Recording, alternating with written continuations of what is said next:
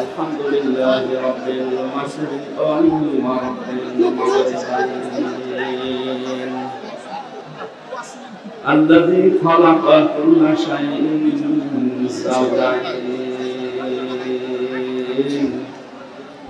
وأوجب علينا الإحسان بالوالدين ونشهد أن لا إله إلا الله وحده لا شريك له وأشهد أن محمدا عبده ورسوله سيد الكونين صلى الله عليه وعلى آله وأصحابه وأتباعه أجمعين ليلا ونهارا في الطرفين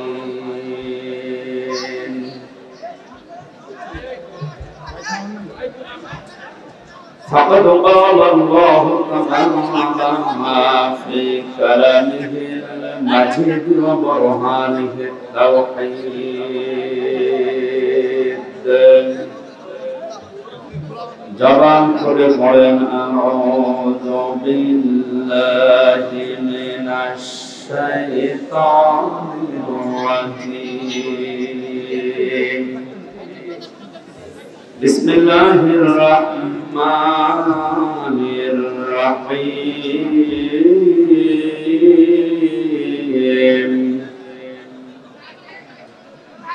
ইন্না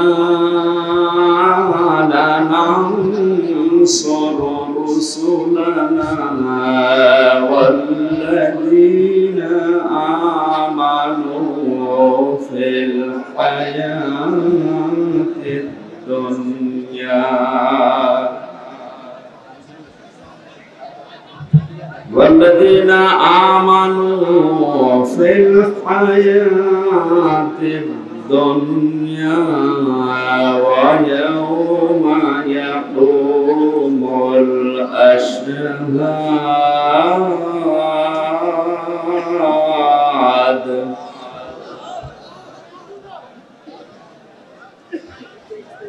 يوم لا ينفع الظالمين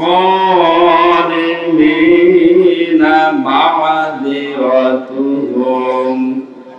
ولهم اللعنة ولهم سوء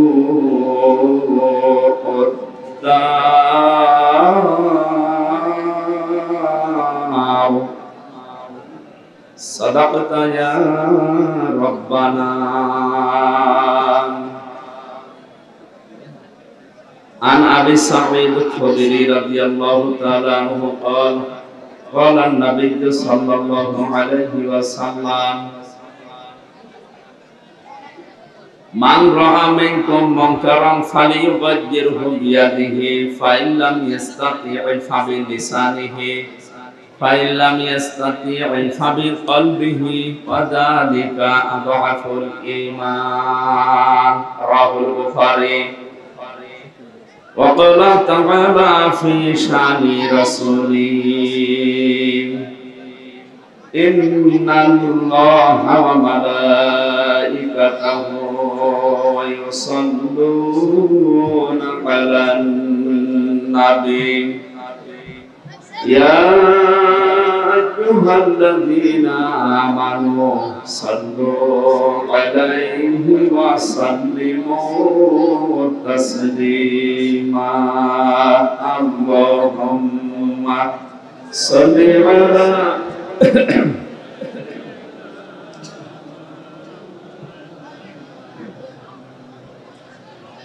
وعلى آل سيدنا مولانا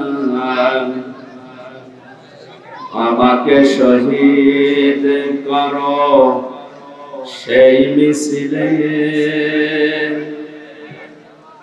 আমাকে শহীদ করে সেই মিছিলে শামিল করে নিও যে মিছিলে আমির হামজা খাবাব খোদার ছিল যারা অতি প্রিয় শামিল করে নিও বালাগাল উলা বিকামালিহি কাশাফাত জামি জামালিহি حسنت جميع خصاله صلوا عليه وآله الحمد لله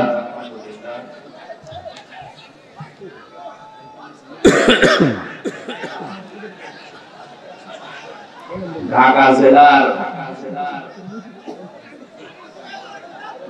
সাভার আশুলিয়া ফকির বাড়ি বাইতুর রহমত জামে মসজিদ পরিচালনা কমিটির উদ্যোগে মসজিদ সংলগ্ন ময়দানে 23তম বাৎসরিক ঐতিহাসিক তাফসীরুল কোরআন মাহফিলের স্বনামধন্য সভাপতি অত্র এলাকার সর্বজন শ্রদ্ধাভাজন ব্যক্তিত্ব জনাব মোহাম্মদ আকবর হোসেন মৃধা আতাল্লাহু আমরাহু ওয়া বারাকাল্লাহু ফি হায়াতি সকলে বলেন আমিন। মাহফিলের প্রধান অতিথি সাবেক প্রতিমন্ত্রী ত্রাণ ও দুর্যোগ ব্যবস্থাপনা মন্ত্রণালয় আলহাজ ডাক্তার এনামুর রহমান দামাত বারাকাতুহু মালালিয়া সে আসরের পর থেকে পর্যন্ত কোরআন এবং হাদিস থেকে যারা আলোচনা রেখেছেন আলহাজ মাওলানা মুফাজ্জল হোসেন ভজিয়া মাওলানা হুসাইন আহমেদ মাহফুজ চুয়াডাঙ্গা বিশেষ অতিথি হিসাবে উপস্থিত আছেন জনাব এনামুল হক মুন্সি সদস্য ঢাকা জেলা পরিষদ জনাব মোহাম্মদ মঈনুল ইসলাম ভুইয়া মঞ্চে যারা বসা আছেন বিশেষ করে এ মাহফিল যার মাধ্যমে সেই কুষ্টিয়া থেকে এসেছি কোরআনের দাওয়াত নিয়ে জনাব মাওলানা আবুল কাশেম দামাত বারাকাতুহু মালালিয়া সম্মানিত পরিচালক হাফেজ মাওলানা দেলাওয়ার হোসেন হুযাইফি উপস্থিত আছেন জনাব মাওলানা আব্দুল কাদের জিহাদি চুয়াডাঙ্গা জনাব মাওলানা জহিরুল ইসলাম জিহাদি জনাব মাওলানা হাফিজুর রহমান জিহাদি ঝিনাইদহ নাম না জানা অনেক আলেম স্টেজে বসে আছে। আলেমদের হায়াতে তাজ্জিবা সিহাতে কুল্লিয়া কামনা করছি। দামাত বারাকাতুহু মাওলানা সামনে বসা মুসলমান ভাইরা পর্দার আড়ালে সম্মানিতা মা এবং বোনেরা প্রাণপ্রিয় ঢাকাবাসী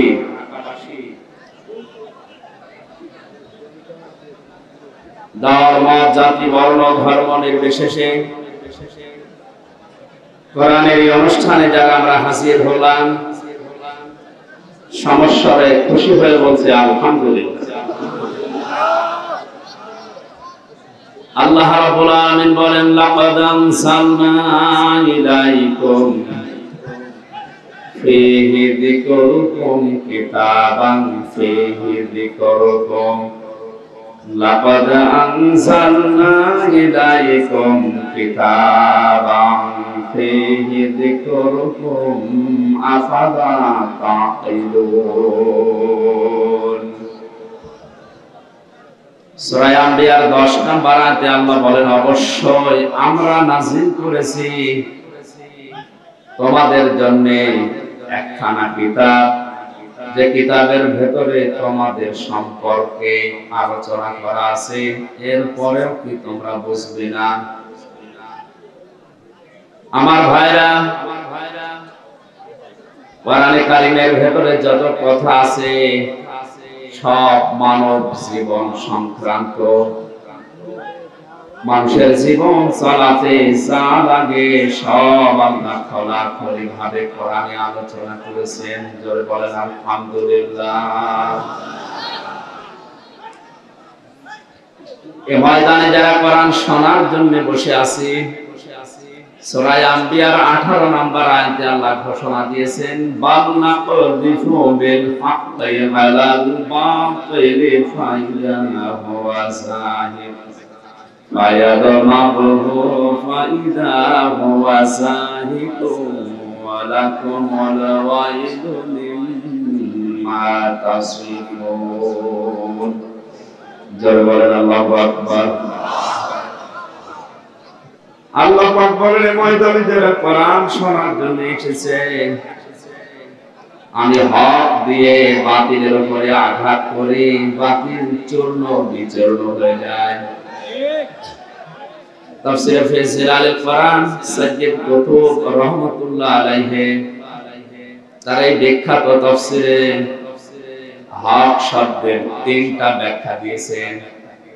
এক নম্বরে হক মানে কোরআনে কারীম, দুই নম্বরে হক মানে ইসলাম, তিন নম্বরে হক মানে মানুষের ঈমান। যেহেতু পৃথিবীতে যত কথা আছে সব কথার ভেতরে কোনো না কোনো সন্দেহ, মিথ্যা, সংশয় এরকম থাকতে পারে। কোরআনে আমার আল্লাহর যত কথা আছে এই কথার ভেতরে কোনো সংশয়, সন্দেহ, মিথ্যার কোনো লেশ পর্যন্ত নেই। আমান আসদাকু মিনাল্লাহি কিলা, আমি আল্লাহর চাইতে সত্যবাদী এই পৃথিবীতে আকাশ জমিনে আর কেউ নেই। দ্বিতীয় নম্বরে ইসলাম। যত ধর্ম এই দুনিয়াতে এখন আছে আমাদের মালিক মহান রব্বুল ইজ্জাত ওয়াল জালালের ঘোষণা অনুযায়ী একমাত্র কেবলমাত্র শুধুমাত্র তার কাছে পছন্দনীয় গ্রহণযোগ্য ধর্মের নাম ইসলাম। কোরআনে কারিমে আল্লাহ তাআলা বলেন ইন্নাদ-দীনা ইনদাল্লাহিল ইসলাম, অবশ্যই আমি আল্লাহর কাছে একমাত্র মনোনীত জীবন ব্যবস্থার নাম ইসলাম। আলেম যারা বসে আছেন দিনের আগে আমার আল্লাহ আলিফ লাম লাগিয়েছেন, বক্তব্য শুরু করার আগে আল্লাহ ইন্না লাগিয়েছেন। এটা দ্বারা বোঝা যায় পৃথিবীতে একমাত্র ধর্ম ও জীবন ব্যবস্থা আমাদের আল্লাহর কাছে, তার নাম ইসলাম। এছাড়া অন্য কোন জীবন ব্যবস্থা ধর্ম দিয়ে আল্লাহকে রাজি খুশি তার কাছে পৌঁছানো সম্ভব না। এমনকি কেউ যদি ইসলাম বাদ দিয়ে আল্লাহর কাছে পৌঁছাতেও চায়, সূরা আলে ইমরানের 85 নম্বর আয়াতে আল্লাহ স্পষ্ট ঘোষণা দিয়েছেন অমাইয়াবতাগি গায়রাল ইসলামি দীনান ফালাই ইয়াকবালা মিন ওয়া ফিল আখিরাতি মিনাল খাসিরিন। ইসলাম বাদ দিয়ে অন্য কোন নিয়ম নীতি, ধর্ম, জীবন ব্যবস্থা, কোন আদর্শ এগুলো দিয়ে যদি কেউ আল্লাহ পর্যন্ত যেতে চায় তার জীবনের কোনো কিছু আল্লাহর দরবারে কবুল হচ্ছে না, কোশ্চেন কালে হবে না। জয় বলেন নাউজুবিল্লাহ। এটা যেহেতু রেকর্ড হচ্ছে, আমার সামনে আজ 1 লক্ষ 1.5 লক্ষ মানুষ নয়, 175 কোটি মুসলিম, 750 কোটির উপরে মানব জাতি দুনিয়াতে, সবাইকে উদ্দেশ্য করে আমি আমির হামজা ঢাকার ময়দান থেকে ঘোষণা দিচ্ছি, কোরআনে কারিমের এই আয়াত অনুযায়ী ইসলাম বাদ দিয়ে দুনিয়ার কোন নিয়ম নীতি, কোন ধর্ম দিয়ে আমাদের আল্লাহকে রাজি খুশি তার কাছে পৌঁছানো সম্ভব নয়। বাকিটা আপনার বিবেকের উপর। ওয়া ফিল আখিরাতি মিনাল খাসিরিন, এই কথাটা আর মারাত্মক। আমরা যারা আখিরাতে বিশ্বাসী, কিয়ামতে জবাব দিতে হবে বলে আমরা বিশ্বাস করি, আল্লাহ বলেন ইসলাম বাদ দিয়ে যদি অন্য কোন নিয়ম নীতি, ধর্ম, আদর্শ, জীবন ব্যবস্থা দিয়ে আল্লাহকে রাজি খুশি তার পর্যন্ত যেতে চায়, ওই লোকটা জীবনের কিছু কবুল হবে না। শুধু এতটুকু না, ওই লোকটা সব চাইতে বড় ক্ষতিগ্রস্ত হবে আখিরাতে। নাউজুবিল্লাহ। আমাদের আজকের আলোচনার বিষয় সামনে আসবে ইনশাআল্লাহ। সুতরাং আমরা কিয়ামত যারা বিশ্বাস করি, ইসলাম ধর্ম জীবন ব্যবস্থা হিসাবে যারা মেনে নিয়েছি, এই দুনিয়াতে সব চাইতে সত্য জীবন ব্যবস্থার নাম যেহেতু ইসলাম, এই ইসলাম দিয়ে দুনিয়ায় যত বাতিল জিনিস আছে, মতাদর্শ আছে, ধর্ম আছে, সবগুলোর উপরে আল্লাহ আঘাত করার কথা সূরা আম্বিয়া 18 নম্বর আয়াত দিয়ে ঘোষণা দিয়েছেন। 3 নম্বরে হকের ব্যাখ্যায় মুফাসসির লিখেছেন হক মানে ঈমান। যেহেতু আল্লাহর কাছে ঈমান ছাড়া দুনিয়ার কোনো আমল কবুল হওয়া সম্ভব নয়, এজন্য এই ময়দানে এখান থেকে কোরআনের আয়াত দিয়ে হক, সত্য, বাস্তব বিষয়গুলো দিয়ে যখন আঘাত করা হবে মানুষের ব্রেনে, মেধায়, মানুষের মগজে, বাতিল যত চিন্তা ভাবনা আছে ওগুলো ইনশাআল্লাহ সব চূর্ণ বিচূর্ণ হয়ে যাবে। ফায়াদমাগুহু ফাইদা হুয়া যাহিক ওয়ালাকুমুল ওয়াইলু মিম্মা তাসিফুন। আল্লাহ বলেন দুর্ভোগ ওই মানুষগুলোর জন্য, আক্ষেপ ওই মানুষগুলোর জন্য যারা নিজেরা মন মতো নিয়ম নীতি তৈরি করে। সুতরাং এই ময়দানে আমরা যারা এসেছি আজকে, আমি কোরআন দিয়ে একটা একটা করে আপনার মেধায়, আপনার এই ব্রেনের উপরে, মগজের উপরে ধাক্কা দেব আল্লাহর কোরআন দিয়ে, যেন বাতিল চিন্তা ভাবনা সহ যত বিষয় আছে সব চূর্ণ বিচূর্ণ হয়ে যায়। জোরে বলেন আমিন। দরুদ আর সালাম পড়ছি আমাদের নবী মুহাম্মদ রাসূলুল্লাহ সাল্লাল্লাহু আলাইহি ওয়াসাল্লামের প্রতি। বিশ্ব নবী মুহাম্মদ রাসূলুল্লাহ সাল্লাল্লাহু আলাইহি ওয়াসাল্লামের লক্ষ লক্ষ হাদিস থেকে বুখারী শরীফের একটি হাদিসের টুকরা পড়েছি। হযরত আবু সাঈদ খুদরি থেকে বর্ণিত, নবীজি বলেন, তোমাদের ভেতরে কেউ যদি কোনো অন্যায় কাজ হতে দেখে, সে যেন অবশ্যই তার হাত দিয়ে সেটা বন্ধ করে। যেহেতু হক শব্দের 3 নাম্বার ব্যাখ্যায় আমি ঈমান বলেছি, আমাদের ঈমান আছে কিনা এটা মাপার থার্মোমিটার এই হাদিস। শুধু মনে করি যে বড় জুব্বা গায়ে দিয়ে, সুন্দর টুপি মাথায় দিয়ে, পাগড়ি মাথায় দিলে আমাদের ঈমান আছে, পাকাপোক্ত না। ঈমান মাপার যন্ত্র, থার্মোমিটার এইটা।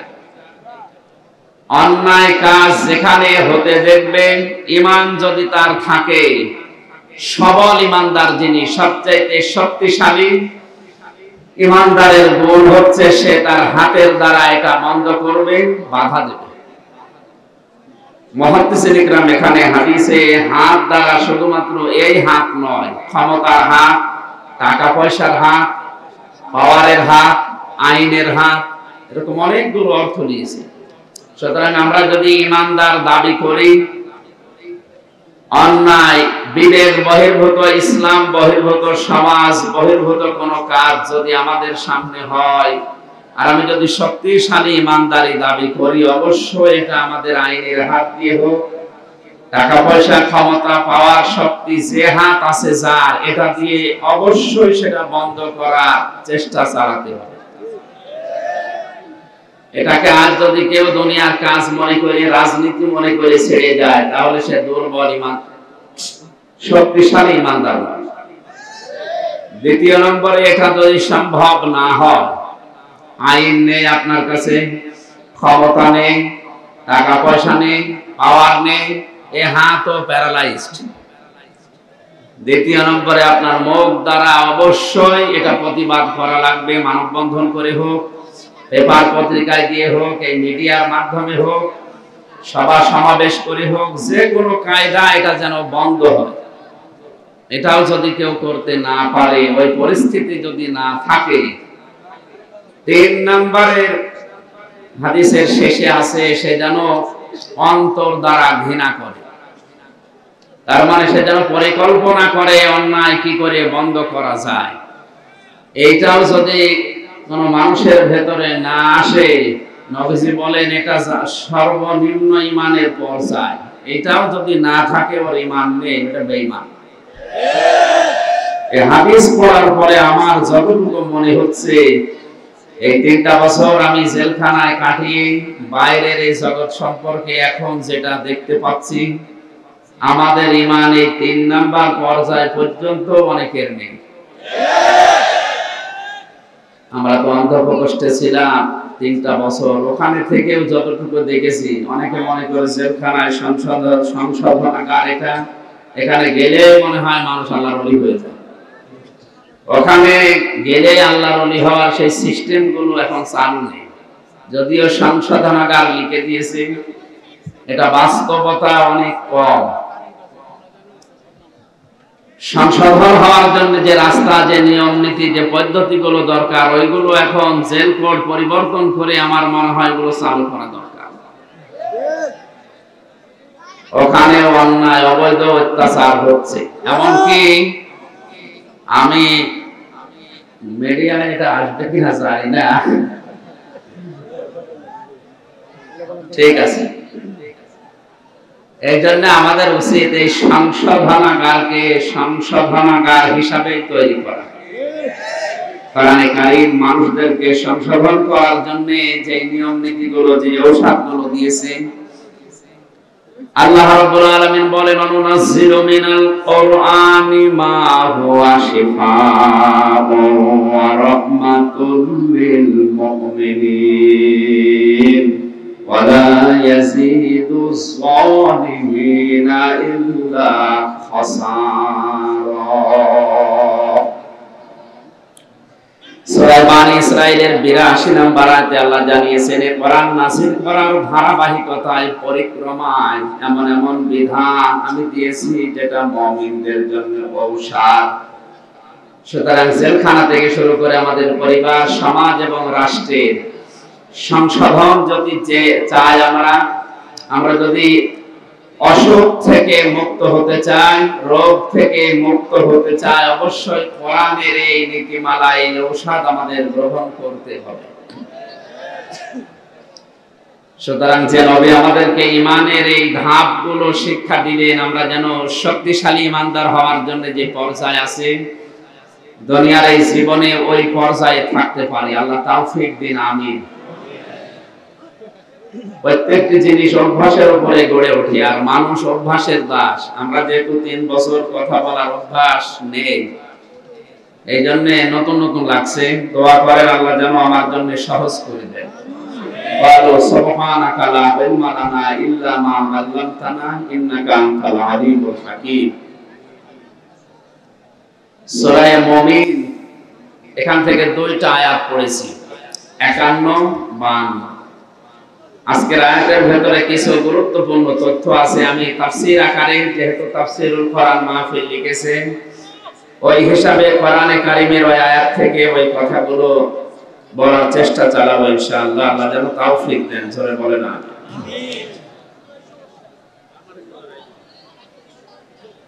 আমরা একটু আওয়াজ বেশি করে ফেলছি, আপনারা যারা শুনতে পাচ্ছেন, যারা পাচ্ছেন না, যেহেতু অনেক মিডিয়ার ভাইরা এসেছে, কালকে এটা ইন্টারনেটে চলে যাবে, ওখান থেকে নামিয়ে নিয়ে একটু আওয়াজ বন্ধ করেন। আপনার জন্য যদি হাজারো মানুষ শুনতে ডিস্টার্ব ফিল করে, তখন কিন্তু গোনাহ হবে। ওয়াইদা কুরিয়াল কুরআনু ফাসতামিউ লাহু ওয়া আনসিতু লাআল্লাকুম তুরহামুন। যেখানে কোরআন পড়া হয়, কোরআনের আলোচনা আরম্ভ হয়, 2টা আদেশ আল্লাহ এখানে দিয়েছেন, চুপ থাকা লাগবে, শ্রবণ করা লাগবে। সুতরাং শোনাও এখানে এখন ফরজ, চুপ থাকাও ফরজ। ফরজ ওয়াজিব 2টা বিষয় এখানে আছে, 2টা ইসলামের দৃষ্টিতে। সুতরাং আপনারা চুপ থাকবে, এটা আল্লাহর নির্দেশ। 2 নম্বরে, যতক্ষণ কষ্ট হচ্ছে আমিও দেখতে পাচ্ছি, একটু সহ্য করেন। মন্ত্রী মহোদয় আসবেন কিছুক্ষণ পরে। আমার আয়াত থেকে যতক্ষণ আমার শরীর দেখতেছেন অসুস্থ, ভেতর থেকে আসার পরে এই কয়েকদিন আসলে আসতে বলেছে, আমি অসুস্থ, এখনো সুস্থ হতে পারিনি। ভেতরের খাবার আপনারা জানেন সেরকম ভালো না, আর আমার যে শরীর এমনি চলে না, তার উপরে মলম লাগানো। দোয়া চাচ্ছে আল্লাহর এই ওলিদের, আল্লাহ যেন আমাকে হায়াতে তাজ্জিবা সিহাতে কুল্লিয়া সুস্থতা দান করে। আমি লাইভে এসে বলেছিলাম যে নির্বাচনের আগে অনুষ্ঠানে সেরকম যাব না। চট্টগ্রামে গিয়েছিলাম মুফতি হারুন ইসহাক সাহেবের আমন্ত্রণে ফিলিস্তিনি মুসলমানদের পক্ষে সংহতি সমাবেশে যোগদান করার জন্য। আজকের এই অনুষ্ঠানটা আসলে হওয়ার কথা ছিল না। কাশেম ভাই আসলে বড় ভাই একদিকে, আর ওনার কথা ফেলা যায় না, এই কারণে আরো আশা, আর আমার শরীরও পারছে না। জবান খুলে আপনারা আগে কোরআনের আয়াত পড়েন, যদি আশেপাশে কোনো শয়তান থাকে, মানুষ শয়তান হোক আর জিন শয়তান হোক, আর চলে যায়। আউযু বিল্লাহি মিনাশ শাইতানির রাজীম। বিসমিল্লাহির রহমানির রহিম। ইন্না লানানসুরু রুসুলানা ওয়াল্লাযীনা আমানু ফিল হায়াতিদ দুনিয়া ওয়া ইয়াওমা ইয়াকুমুল আশহাদ।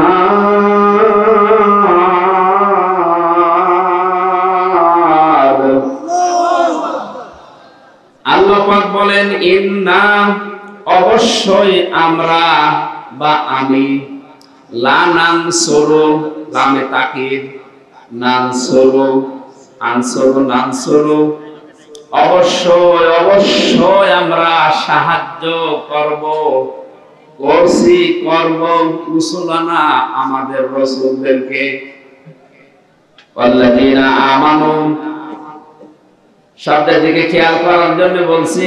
কোরআনের প্রত্যেকটি শব্দ গবেষণামূলক। আল্লাহ রাসূলদের কথা জানানোর পরেই আল্লাহ ঈমানদারদের নাম দ্বিতীয় পয়েন্টে দিয়েছেন।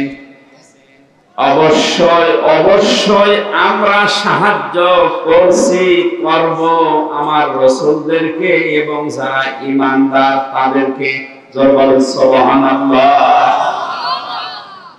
সুতরাং আল্লাহর সাহায্য এটা শুধুমাত্র রাসূলদের জন্য আর ঈমানদারদের জন্য। আল্লাহর সাহায্য এখন নেই, ভবিষ্যতেও থাকবে। কখন করবেন আল্লাহ এটা? ফিল হায়াতিদ দুনিয়া, পার্থিব এই জীবনে, ওয়া ইয়াওমা ইয়াকুমুল আশহাদ, এবং যেদিন মানুষ দণ্ডায়মান হবে তার মাঝে কিয়ামতের ময়দানে। আয়াতের ভেতর আমরা দুইটা তথ্য পেয়েছি, আল্লাহর সাহায্য রাসূল এবং ঈমানদারদের জন্য দুনিয়া এবং আখিরাতে। জোরে বলেন আল্লাহু আকবার।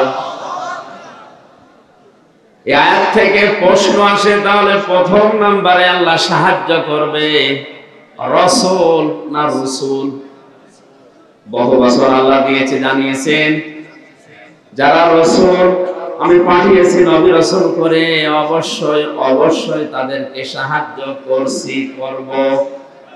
প্রশ্ন আসতে পারে, রাসূল এখন আর নেই, কিয়ামত পর্যন্ত আসবেও না, তাহলে রাসূলানা এই বহু বছর শব্দ দেওয়া আল্লাহ ঠিক হয়নি? আয়াতের অর্থ যেটা বললাম এ অনুযায়ী আল্লাহর এই রাসূলানা শব্দটা এখন দেওয়া ঠিক হয়েছে?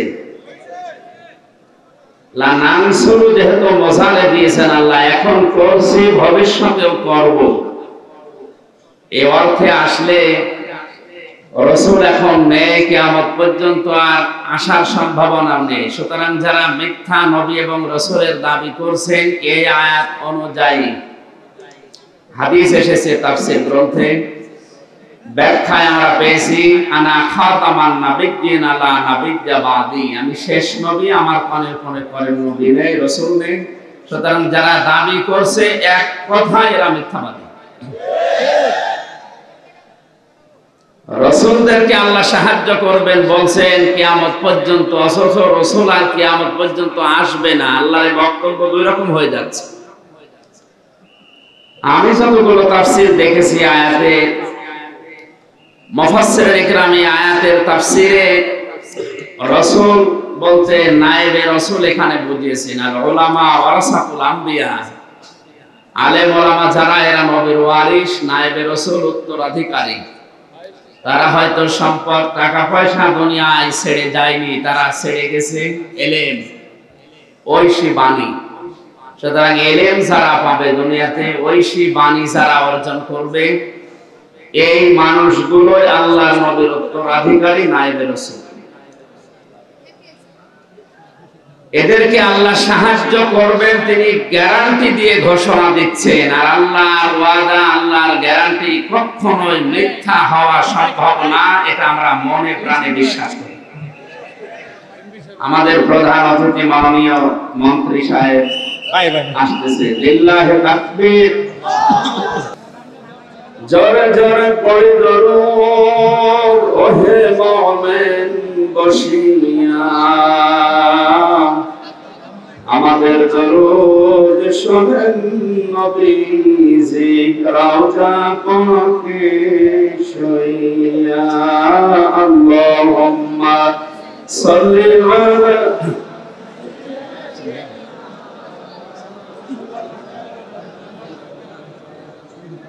ওয়ালা আলি সাইয়্যিদিনা মাওলানা।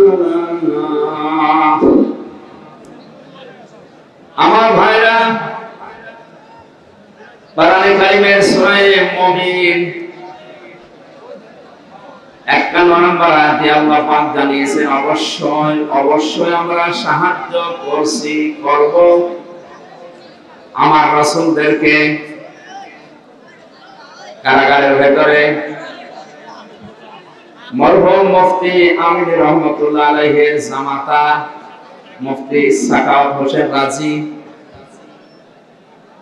মাওলানা সোনাইদ আল হাবিব, কওমি মাদ্রাসা কেন্দ্রিক প্রায় ৭৬ জন আলেম এবং আমি সহ এক জায়গায় আমরা দীর্ঘদিন ছিলাম। বিশেষ করে মুফতি সাখাওয়াত হোসেন রাজি সাহেবের কাছে এই আয়াত নিয়ে আমরা দুইজন কথা এক জায়গায় বলতাম। আল্লাহ রাসূলানা কেন দিয়েছে এবং রাসূলদেরকে তিনি সাহায্য করবেন বলে কোরআনে অঙ্গীকার করলেন, গ্যারান্টি দিয়ে, তাকিদ দিয়ে। হযরত ইব্রাহিম আলাইহিস সালামের এখানে 30টা পয়েন্টের উপরে আমি নোট করেছিলাম। ওখানে শরীরের যে কন্ডিশন, গলার যে অবস্থা, কথা বলার এই ধারাবাহিকতা যেহেতু প্রায় 3 বছর নেই, এই জন্য মানে হচ্ছে না। 2-1টা 5টা এভাবে হতে হতে চালু হয়ে গেলে ইনশাআল্লাহ আবার, মানে আমার এক নানি শাশুড়ি ছিল, বলতো যে বক্তার গলা জুতার তলা সমান। জুতার তলায় যেমন কিছু বাঁধে না, বক্তার গলায়ও কিছু বাঁধে না।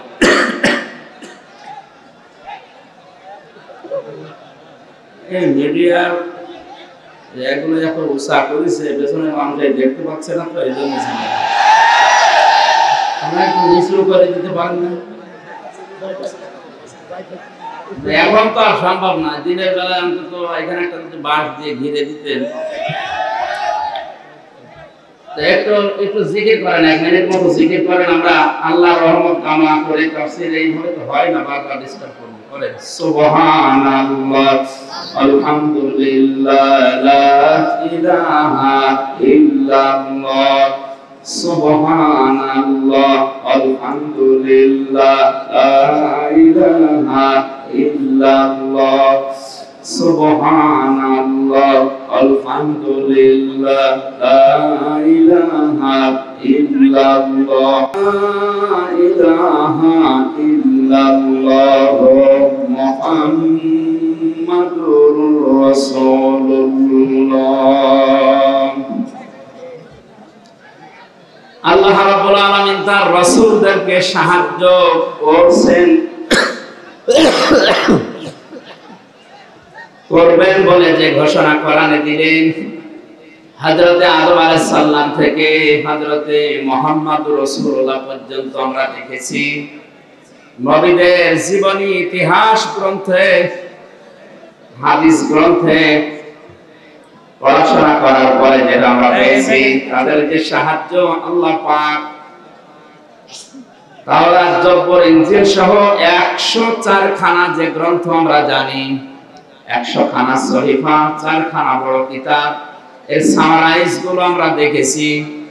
হযরত মুসা আলাইহিস সালাম, হযরত ইব্রাহিম আলাইহিস সালাম, বিশেষ করে আমাদের নবীজির আগে হযরত ঈসা আলাইহিস সালামকে আমার আল্লাহ যেভাবে সাহায্য করেছিলেন, এই সমস্ত নবী রাসূলদের সাহায্যের দিকে তাকিয়ে ইমানদার যারা আছে এই মানুষগুলো যদি আর শিক্ষা নিতে চায় বা শিক্ষা নিয়ে জীবন চালাতে চায়, এই আয়াত তাদের জন্য পাথেয় হিসাবে কাজ করবে বলে আমি বিশ্বাস করি ইনশাআল্লাহ। সুতরাং নবী রাসূল যেহেতু এখন নেই, নবীদের ওয়ারিস আছে, তাদেরকেও মহান আল্লাহ সাহায্য করছেন, কিয়ামত পর্যন্ত করবেন। তার বাস্তব প্রমাণ আজও এই দুনিয়াতে যারা হক্কানি আলেম আছে তারা। ইমাম তাইমিয়ার ঐতিহাসিক একটা উক্তি আমি মাঝে মাঝে বলি যে হক্কানি আলেম এই শব্দটা নিয়ে আজ যারা মানুষকে ধোঁকা দিয়ে বোকা বানিয়ে নিজেদের আখের গোছায়, আসলে হক্কানি আলেম তার কিতাবের ভেতরে বেশি 3টা জায়গায় তিনি উল্লেখ করেছেন এদেরকে পাওয়া যায়। তোমরা যদি দেখতে চাও ওই জায়গাগুলোতে খোঁজ করবে। এক জায়গা হচ্ছে মাটির নিচে, তার মানে কবরে। 2 নম্বরে জিহাদের ময়দানে, যারা আল্লাহর দ্বীনকে কায়েম করার জন্য সর্বাত্মকভাবে চেষ্টা চালাচ্ছে লড়াইয়ের ময়দানে। 3 নম্বরে যারা জালেমের জেলখানায় অন্ধকার প্রকোষ্ঠে বসে আছে। আজ হক্কানি আলেমের নাম নিয়ে 4-5 লাইন ডিগ্রি দিয়ে এমন এমন মানুষের নাম আমরা বিভিন্ন পোস্টারে দেখি, নাম খুঁজে পাওয়া যায় না, হকের ডিলার হয়ে বসে আছে। কারাগারের ভেতরে দেখলাম একজন সভাপতির পরিচয় পেলাম, যে কি আপনি? বলে আমি আল্লাহর দলের সভাপতি। এরকম প্রায় 19টা না 20টা সংগঠন পেয়েছি কারাগারের ভেতরে, যেগুলো বাইরে থাকতে কোনোদিন নামও শুনি না। সম্মানিত মুসল্লি কিরাম বা ভাইরা, আমরা আল্লাহর সাহায্য এটা ইব্রাহিম আলাইহিস সালামের জীবনে দেখেছি, হযরত মুসা আলাইহিস সালামের জীবনী কোরআনের ভেতরে দেখেছি, হযরত ঈসা নবীর জীবনে কোরআনে দেখেছি। তাদেরকে আল্লাহ সাহায্য করেছিলেন। যেহেতু এখন আর নবী রাসূল নেই, আসবে না, এখন আলেমদেরকে আল্লাহ সাহায্য করছে, তার বাস্তব প্রমাণ এই পৃথিবীর হক্কানি আলেমরা। আমি আবার রিপিট করছি, হক্কানি আলেম পাওয়া যায় দরবারে, আস্তানায়, গাছতলায়, মাজারে, কোথায়? 3টা জায়গায়। ইমাম আহমদ ইবনে তাইমিয়া রাহমাতুল্লাহ আলাইহি ঐতিহাসিক উক্তি, এটা তার কিতাবে আছে। প্রথমে যদি আপনি খুঁজতে চান, মাটির নিচে যাবেন, কবরে। ইমাম আবু হানিফা হক্কানি আলেম ছিলেন, দ্বিমত আছে কারো? কোথায় পাওয়া যাবে? ইমাম আহমদ ইবনে হাম্বল কোথায় পাওয়া যাবে?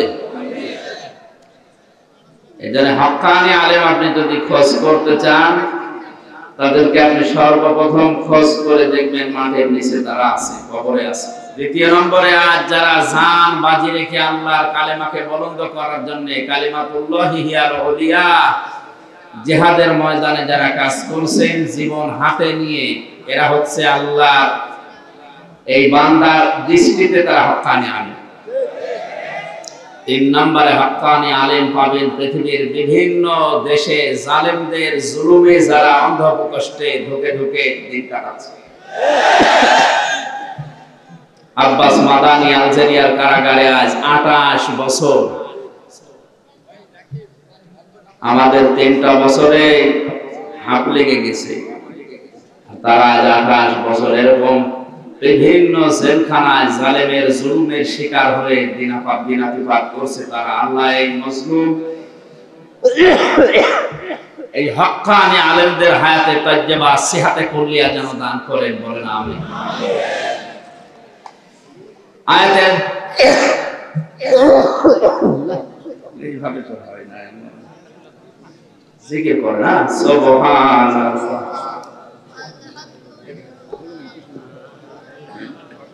এখানে থাকে না, লাগবে না, মানুষের ডিসকাউন্ট থাক। সুবহানাল্লাহ ওয়ালহামদুলিল্লাহ লা ইলাহা ইল্লাল্লাহ আলহামদুলিল্লাহ লা ইলাহা ইল্লাল্লাহ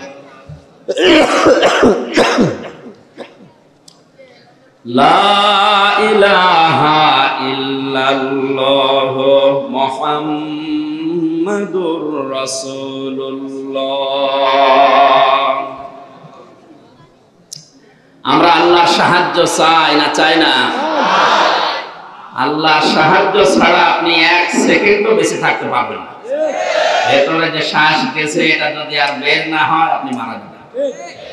এজন্য আল্লাহর সাহায্য আমাদের প্রতি সেকেন্ডে প্রতি পদে পদে দরকার। আল্লাহর সাহায্য আল্লাহ সর্বপ্রথমে আয়াতে ঘোষণা দিলেন কাদের নাম? রাসূলদের। বলেন কাদের নাম? রাসূলরা নেই এখন, তাদের উত্তরাধিকারে আলেমরা। কারা? এই আলেমদেরকে আল্লাহ সাহায্য করবেন ঘোষণা দিচ্ছেন। এনাদের বিরুদ্ধে যদি কেউ ষড়যন্ত্র করে সে যেন রাসূলদের বিরুদ্ধে ষড়যন্ত্রে লিপ্ত হয়।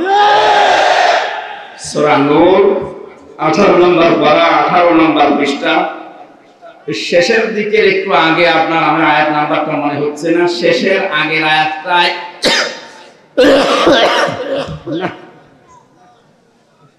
এই জন্য আসলে এই অনুষ্ঠানগুলো এখনই শুরু করতে চাচ্ছিলাম না, যাতে আরো 15-20 দিন একটু বিশ্রামে থাকার দরকার ছিল।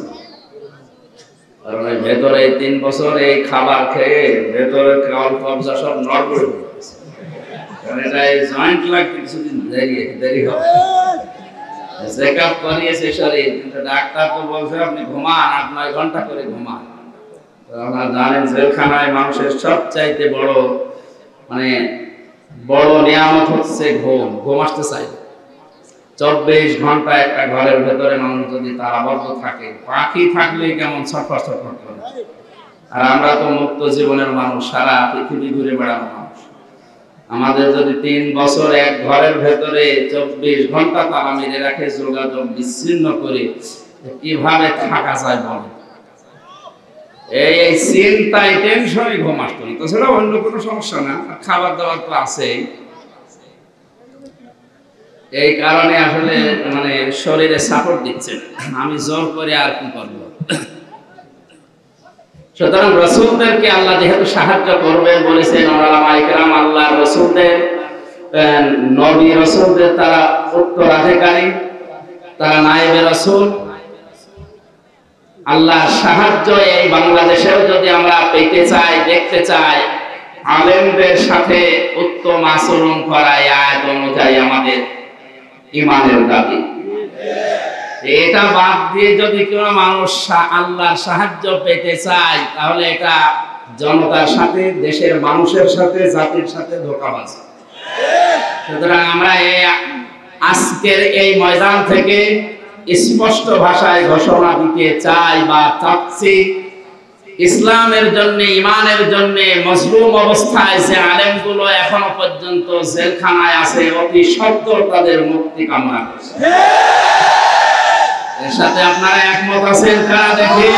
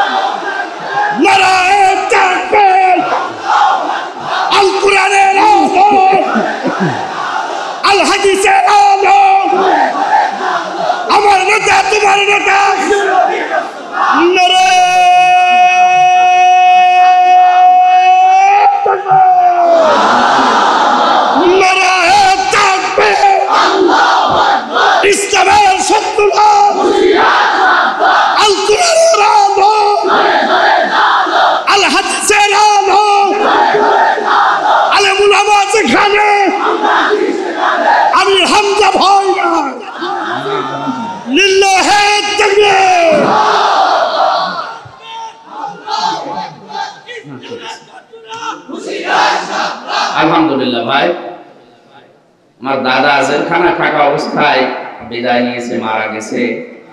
উনি বেঁচে থাকতে একটা গল্প বলবো, শিক্ষণীয়। আমি কয়েক সেকেন্ডের ভেতরে বলছি, একটু একটু চুপ করে। উনি বলছিল একবার যে দোকানদার, তার কর্মচারী আছে একজন, তার নাম ইসলাম। দোকানদারের একটা মেয়ে ছিল, নাম হচ্ছে শান্তি।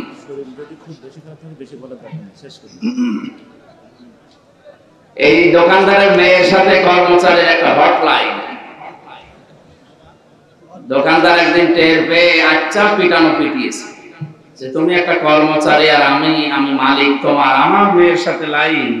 এমন পিটানো পিটিয়েছে, ও সিদ্ধান্ত নিয়েছে মালিক তোমার এই শান্তির জন্য আমি মেয়ে মার খেলাম, দেখি শান্তি কয়দিন তোমার ঘরে থাকে। এমনিতে তো লাইন ছিল, আরো লাইন বাড়িয়েছে। শেষ পর্যন্ত শান্তিকে বলছে কোথায়, এই তো আমি আসি, আসো স্টেশনে, আজকে পালানো লাগবে। পালিয়েছে। সকালবেলা দোকানদার চিল্লাচ্ছে আমার শান্তি গেল কোথায়। জনগণ বলছে শান্তি গেল কোথায় মানে, হ্যাঁ আমার মেয়ে শান্তিকে আমি খুঁজে পাচ্ছি না। লোকজন বলে আপনি শান্তি খোঁজার আগে বলেন তো আপনার দোকানে যে ইসলাম নামে কর্মচারী ছিল ও কোথায়? তো ও তো আসে না, ওই তোমার শান্তি নিয়ে পালিয়েছে। বলে ওরে তো পিটিয়েছিলাম ওই শান্তির কারণে। এলাকার লোকজন তাকে ধিক্কার দিচ্ছে আর জানাচ্ছে যে ইসলামকে পিটিয়ে বিদায় করে দিয়ে শান্তি তালাশ করো, ইসলাম আছে যেখানে শান্তি গেছে। সাহায্য যদি আমরা পেতে চাই, ঠিক আছে ভাই, কথা বোঝার চেষ্টা করি। বাস্তবে এই দেশে যদি এখন আমরা আল্লাহর সাহায্য ছাড়া তো চলা সম্ভব না। আপনারা জানেন এই দেশটা চালাতে, আমি একটা ছোট্ট উদাহরণ বলি, 100 টাকা যদি লাগে 1 বছর চলতে, এই বাংলাদেশ 18 কোটি মানুষ, আমরা একটা বছর চলতে মনে করেন 100 টাকা লাগে। কত? 75 টাকা আসে বাইরের দেশগুলো থেকে, বিশেষ করে আমেরিকা সহ 7টা, আমরা 7 সিস্টার জানি, এই 7টা দেশ থেকে এগুলো আসে। বাকি 25 টাকা বিভিন্ন জায়গায়, এবং আমরা যা কামাই করি এই দেশে উৎপন্ন করি সেটা থেকে। এখন যদি এই 25 টাকা দিয়ে চলতে চাই, সম্ভব না। 75 টাকা তো লাগবে। সবচাইতে বড় বিষয় হচ্ছে আল্লাহর সাহায্য। আল্লাহর এই সাহায্য যদি পেতে চাই, অবশ্যই এদেশে যারা ঐশী জ্ঞানে জ্ঞানী আলেম, যারা এক কথায় উত্তরাধিকারী নবী এবং রাসূলদের, যেহেতু আল্লাহর ঘোষণা তিনি মানুষ বানিয়েছেন, খালাকাল ইনসান, আর তিনি সাহায্য করবেন বলে গ্যারান্টি দিচ্ছেন, অবশ্যই আলেম ওলামাদের যে মর্যাদা, যে সম্মান, যে জায়গা, তাদেরকে ওই মর্যাদা, ওই সম্মান, ওই জায়গায় রাখতে হবে, তাহলে আল্লাহ সাহায্য আসবে। ওয়াল্লাযীনা আমানু ফিল হায়াতিদ দুনিয়া, রাসূলদের নামের পরে আল্লাহ ঈমানদারদের নাম দিয়েছেন। এই আয়াত দ্বারা বোঝা যায় আল্লাহ রাসূলদের পরে, নবী রাসূলের পরে সবচাইতে বেশি ভালোবাসেন তার ঈমানদার বান্দা বান্দীদেরকে। আজকে আসার সময় হাফেজ আবু সাঈদ একটা আয়াত বলছিল কোরআনে কারীমের সূরা বাকারা থেকে, আল্লাহু ওয়ালিয়ুল্লাযীনা আমানু ইখরিজুহুম মিনাস যুলুমাতি ইলান নূর। আল্লাযীনা আমানু, এই শব্দটা বাস্তবতা আমি বোঝাচ্ছি। আমাদের আসলে রাসূলদের পরে আল্লাহ ঈমানদারদের নাম দিলেন যে পার্থিব জীবনে তাদের আমি সাহায্য করব। এই ঈমানদারদের সাথে আল্লাহর আচরণ কি, আল্লাহর বাস্তবতায় আল্লাহর সম্পর্ক কি? আল্লাহ পাক বলেন যারা ঈমান আনবে আমি আল্লাহ নিজেই তাদের বন্ধু হয়ে যাব। আমি আল্লাহ যদি কারো বন্ধু হয়ে যাই, আমি আল্লাহর দায়িত্ব জানো, ইখরিজুহুম মিনাজ যুলুমাতি ইলান নূর, তাদেরকে আমি অন্ধকারের পথ থেকে আলোর দিকে আমি আল্লাহ নিজে নিয়ে আসি। এখানে অন্ধকার মানে মানুষের তৈরি করা নিয়ম নীতি, আইন কানুন, মত পথ রীতিনীতি যাই বলেন, আর আলো মানে একমাত্র ইসলাম, একমাত্র কোরআন, আল্লাহর দেখানো পথ। সুতরাং আল্লাহ ঈমান যদি আমাদেরকে দয়া করে দান করেন, আমরা যদি ঈমানদার হতে পারি, অবশ্যই অন্ধকারের যত পথ আছে সবগুলো থেকে মাইনাস করে বের করে আল্লাহ তার ইসলামের দিকে, আলোর দিকে আমাদেরকে নিজ দায়িত্বে নিয়ে যাবেন। 18 কোটি মানুষের ভেতরে আমি এই জায়গায় বসে আপনাদেরকে এই প্রশ্নটা করছি বিবেকের কাছে। আল্লাহ যেহেতু ঈমানদারদের বন্ধু, অন্ধকার এবং জুলুমাত যেহেতু বহু বচন, অন্ধকারের পথ, মত, বাতিল ফেরকা এগুলো অনেক বেশি, সবগুলো থেকে শুধুমাত্র ইসলামের দিকে, আলোর দিকে আল্লাহ যাদের নিজ দায়িত্বে চালাচ্ছে তাদের জীবনে আয়াত অনুযায়ী সৌভাগ্যশালী। এখন আপনি আয়াতের ভেতরে আছেন কিনা বাস্তবতায় আপনি মিলান। এখনো পর্যন্ত যদি মানুষের তৈরি করা নিয়ম নীতি প্রতিষ্ঠার আন্দোলন বন্ধ করে আল্লাহর আইন প্রতিষ্ঠার আন্দোলনে যুক্ত হতে না পারেন, তাহলে আপনার জীবন 8 আনা 4 আনা নয় 16 আনায় বৃথা। এর প্রমাণ পড়ায় ওয়াল্লাযীনা কাফারু ইখরিজুহুম মিনান নূরি ইলাজ যুলুমাত ওয়াল্লাযীনা কাফারু আউলিয়াউহুমুত তাগুত। যারা কাফের, আল্লাহ পাক বলেন তাদের বন্ধু, তাদের অভিভাবক, তাদের গাইডলাইন দেয় শয়তান, তাগুত। আমি আল্লাহ যদি কারো বন্ধু হই, আমার দায়িত্ব যেমন অন্ধকার থেকে বের করে আলোর দিকে নিয়ে আসা, শয়তান যদি কারো বন্ধু হয়ে যায়, শয়তানের দায়িত্ব তাদেরকে আলোর দিক থেকে বের করে অন্ধকারের দিকে নিয়ে যাওয়া। আলো আর অন্ধকারের ব্যাখ্যা তো এক কথায় বললাম, আলো মানে ইসলাম আর অন্ধকার মানে মানুষের তৈরি করা নিয়ম নীতি। আর নাম ধরে বলা লাগবে? সুতরাং ইসলাম বাদ দিয়ে অন্য নিয়ম নীতি নিয়ে যারা আজ পরিবার, সমাজ এবং রাষ্ট্র চালাচ্ছে, এরা সব অন্ধকারে আছে।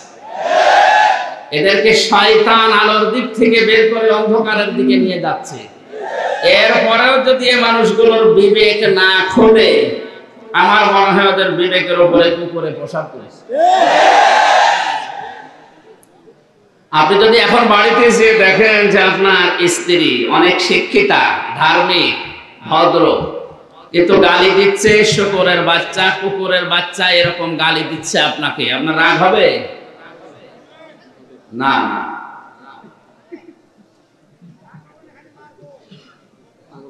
আপনাকে যদি বলে যে এই শূকরের বাচ্চা, এটা কুকুরের বাচ্চা না, প্রথমে আপনার বিবেক থাকলে, আপনি যদি ভালো মানুষ হয়ে থাকেন, রাগ করবেন না। এই কারণে যে এটা শিক্ষিতা, ভদ্র, এটা ধার্মিক, তাহাজ্জুদ পর্যন্ত ছাড়ে না, আমাকে দেখলে যে খেদমত করে, স্বামীর হক আদায় করে চলে।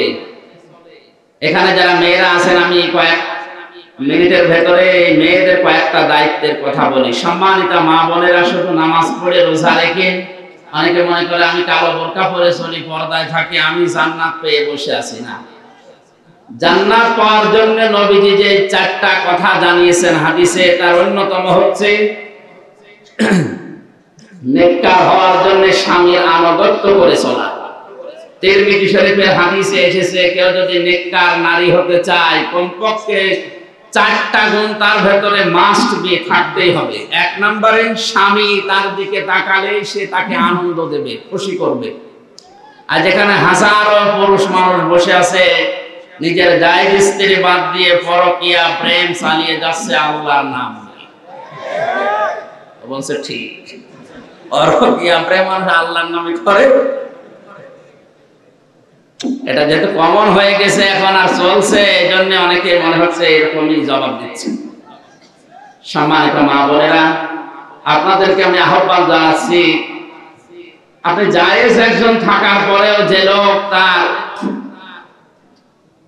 নিজের স্ত্রী বাদ দিয়ে অন্য নারীর দিকে আসক্ত, অন্য নারীর প্রতি, এটা শুধু একমাত্র তারই দোষ দিলেই না, আপনাকে আল্লাহ দিয়েছেন যা, তার ভেতরেও তাই দিয়েছেন যার প্রতি সে আসক্ত। যখন আপনাকে আমি আহ্বান জানাচ্ছি, তাকে, আপনাকে আল্লাহ যা দিয়েছেন এগুলো উজাড় করে দেন, ও যেন ওই রাস্তা থেকে অন্তত ফিরে আসে। এখন বলেন আমি সব দিয়েছি, এরপরও ফিরে না, হ্যাঁ, এরপরের দায়িত্ব ওর উপরে বলতাম। নেককার নারীর এক নাম্বার বৈশিষ্ট্য এটা, স্বামী তার দিকে তাকাবে, সে স্বামীকে খুশি করবে, আনন্দ দেবে, অঙ্গভঙ্গি দিয়ে হোক, কথাবার্তা দিয়ে হোক, হাসি দিয়ে হোক, কাতুকুতু দিয়ে হলো না। আমি হাসির খোরাকি দেয়নি। আপনার স্বামী স্ত্রী কাতুকুতু দিলে সমস্যা আছে? অনেকে অন্যের বউকে কাতুকুতু দিচ্ছে। বুঝুন, নবীজি বলেন আমার কাছে তিনটা জিনিস ভালো লাগতো, পছন্দনীয় ছিল, তার ভেতরে এক নম্বরে আমার নিজের স্ত্রী। কার স্ত্রী? আমাদেরকে ওই হাদিসটা বাস্তবে আমাদের মেনে চলা দরকার। আমাদেরও স্ত্রী অনেকে ভালো লাগে, কিন্তু নিজেরটা বাদ দিয়ে অন্যেরটা। এইরকম স্বভাব চরিত্র যাদের আছে, এটা শুকরের চরিত্র। আল্লাহ আমাদেরকে যেন হেফাজত করেন, আমিন। দ্বিতীয় নম্বরে নেককার নারীর গুণ হচ্ছে, মেয়েরা এসেছে না? সম্মানিত মা বোনেরা, নামাজ রোজা এটা মাস্ট বি, পড়াই লাগবে। নেককার হওয়ার জন্য অন্যতম হচ্ছে স্বামী যেটা পছন্দ করে ওটা যদি জায়েজ হয়, জীবন থাকতে ওইটাকে আপনাকে পছন্দ করা লাগবে। আমি সহ এখানে যত স্বামী আছে বলেন তো, প্রত্যেকটা স্বামী পছন্দ করে, চাই যে বিয়ের পরেও যেন তার মা বাবা তার সাথে থাকে।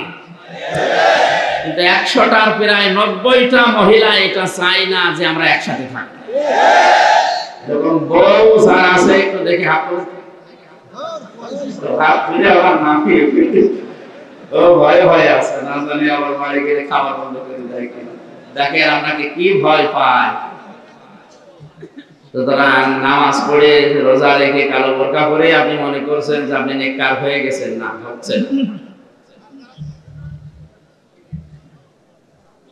ইমানদারদের যে বর্ণনাটা আমি দিচ্ছিলাম, যে শয়তানের দায়িত্ব যত রকমের অন্ধকারের পথ আছে, এই পথের দিকে আপনাকে চালাবে আল্লাহর ইসলামের আলোর পথ বাদ দিয়ে। এই মুহূর্তে আপনার বিবেক যদি থাকে, কুকুরে যদি প্রসাব না করে, আর এই স্ত্রী লোক আপনাকে গালি দেওয়ার পরে আপনার বিবেক থাকলে আপনি রাগ করবেন না। এই কারণে ধার্মিক মহিলা, নেককার মহিলা, এ ভালো বংশের মেয়ে আমাকে গালি দেয়, অবশ্যই এর জিনে ধরেছে বা ভূতে ধরেছে। কথা বলে না কেন? একে জিনে ভূতে না ধরলে তার গালি দেওয়া সম্ভব না। কোন মানুষ যদি আল্লাহর পাঠানো ইসলাম এবং কোরআন সামনে থাকার পরেও অন্য কোনো কিছু নেই, এই দুইটা থাকার পরেও মানুষের তৈরি করা নিয়ম নীতি আইন কানুন প্রতিষ্ঠার জন্য সময় ব্যয় করে, অর্থ ব্যয় করে, বুঝতে হবে তাকে যে তাকে শয়তান দখল করে ফেলেছে। আপনি এখন কিন্তু শয়তানের দখলে আছেন। আর যারা শয়তানের দখলে আছে, আয়াতের শেষ অংশে আছে উলাইকা আসহাবুন নার হুম ফিহা খালিদুন, এরা তো জাহান্নামের অধিবাসী। এদেরকে আল্লাহ চিরস্থায়ী ভাবে জাহান্নামে রাখবেন। জোরে বলেন নাউজুবিল্লাহ। সুতরাং আমরা আল্লাহ বন্ধু হওয়ার জন্য ইমানদার হওয়া শর্ত, আর ইমানদারদেরকে আল্লাহ সাহায্য করবেন বলে আয়াতে ঘোষণা দিয়েছেন। দুনিয়া এবং কিয়ামতে যেদিন মানুষ দাঁড়াবে সেই দিন, ইয়াউমা ইয়াকুমুল আশহাদের ব্যাখ্যা সূরা মারিসের ভেতরে আছে। এই আয়াতের ব্যাখ্যা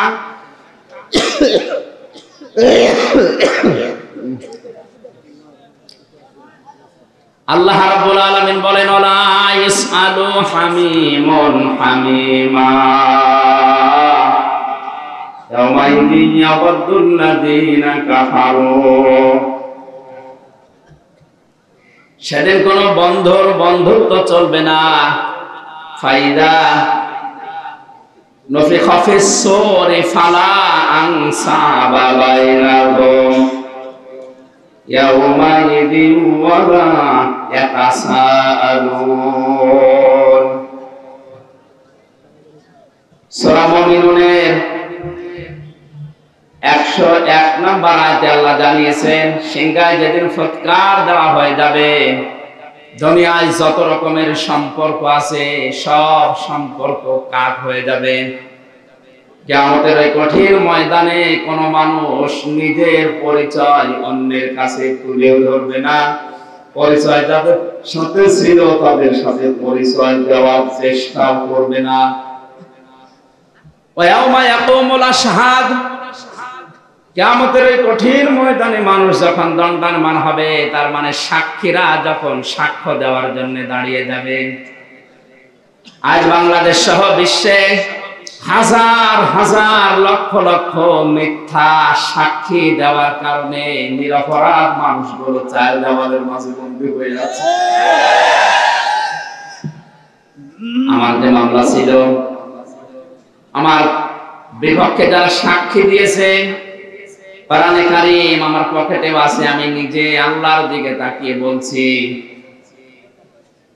যে মামলা সহ কেস সহ যারা সাক্ষী দিয়েছে, ওয়ান থেকে একেবারে শেষ পর্যন্ত টপ টু বটম পুরা খায় অন্যায় মিথ্যা। সুতরাং মিথ্যা সাক্ষ্য দেওয়ার কারণে যে 3টা বছর আমার জীবন থেকে নষ্ট হয়ে গেল, নিচ থেকে উপর পর্যন্ত যারাই জড়িত ছিল এই 3টা বছর কিন্তু কিয়ামতের ময়দানে আল্লাহর সামনে আমি আপনার কাছে জিজ্ঞাসা করব। ওয়ায়াউমা ইয়াকুমুল আশহাদ, সাক্ষী সেদিন যারা দণ্ডায়মান হবে। দুনিয়ার এই বিভিন্ন সাক্ষীর কারণে আজ অনেকে ধরা খেয়ে যাচ্ছে সত্য মিথ্যা। কিয়ামতে এরকম দুর্বল সাক্ষী নয়, মানুষের সাক্ষ্য দেওয়া আরম্ভ হবে তার শরীরের অঙ্গ প্রত্যঙ্গ দিয়ে। ইয়াউমা নাখতিমু আলা আফওয়াহিহিম ওয়া তুকাল্লিমুনা আইদিহিম ওয়া তাশহাদু আরজুলুহুম বিমা কানু ইয়াকসিবুন।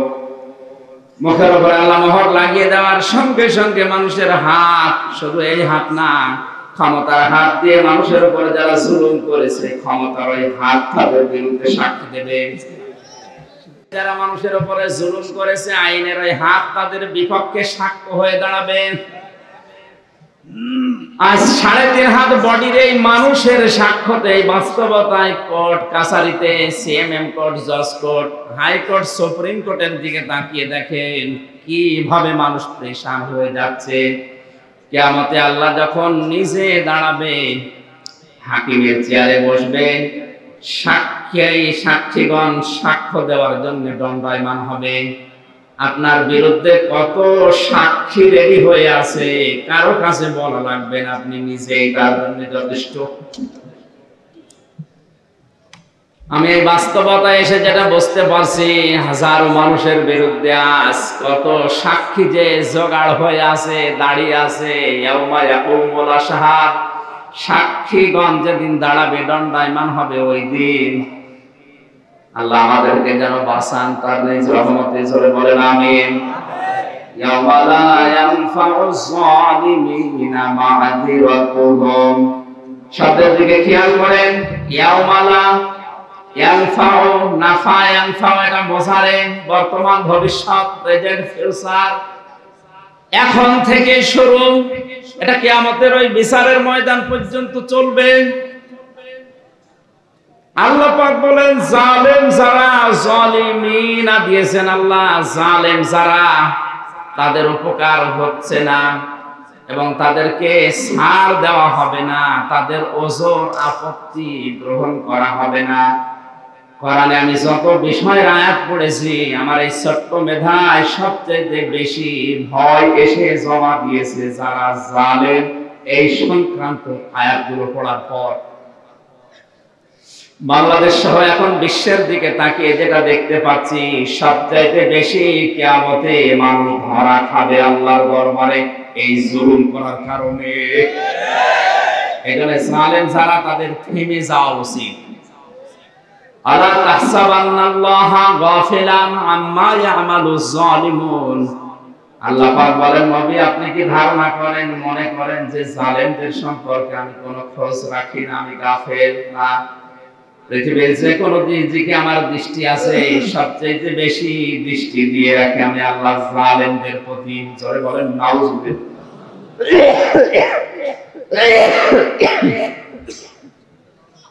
এই জন্য পৃথিবীর জালেমদেরকে বলছি, আপনারা থামেন, এই মুহূর্তে স্টপ হয়ে যান।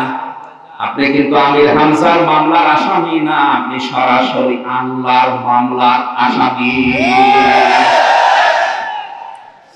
সূরা সূরা 42 নম্বর আয়াতে আছে, কোরআনে কারীমে আমি যত আয়াত পড়েছি সবচাইতে কঠিন এবং ভয়ঙ্কর আয়াত এইটা।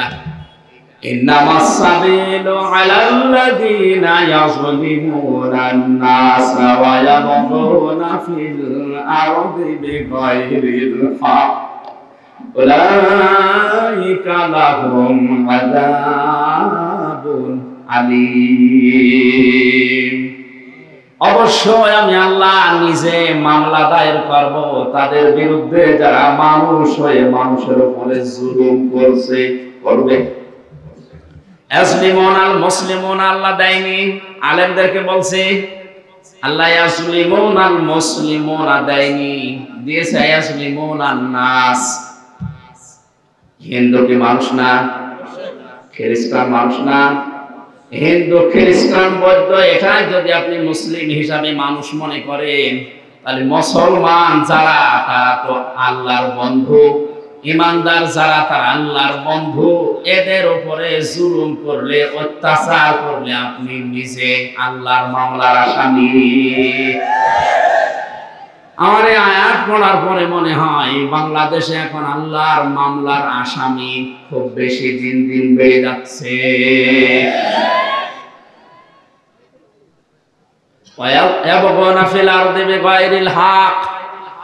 দুনিয়া শান্ত হয়ে যাওয়ার পরে যারা অশান্তি করার জন্য, বিশৃঙ্খলা করার জন্য যারা বিভিন্ন রাস্তা অবলম্বন করে, চুরির মাধ্যমে, ডাকাতির মাধ্যমে, দুর্নীতির মাধ্যমে, বিভিন্ন জিনিস আত্মসাৎ করার মাধ্যমে, ভয় ভীতি প্রদর্শনের মাধ্যমে দুনিয়ার এই জীবন যারা অশান্ত করতে চায়, এদের বিরুদ্ধে আল্লাহর মামলা।